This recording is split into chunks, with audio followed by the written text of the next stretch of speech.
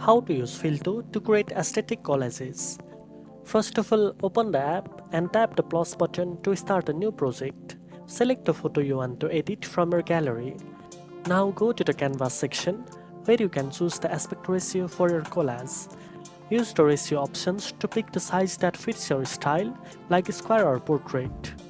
You can zoom in or zoom out on the photo using the slider to adjust how it fits inside the chosen ratio. Next, go to the backdrop option to select the background color or pattern that will appear behind your photo. Choose a color that complements your photo to create an aesthetic vibe. You can also add stickers from Filto's collection to decorate your collage and make it more creative. Once you are happy with your aesthetic collage, tap the Save button to export your image in high quality. Now you know how to use Filto to create aesthetic collages. If you found this video helpful, don't forget to like, share and subscribe for more editing tips.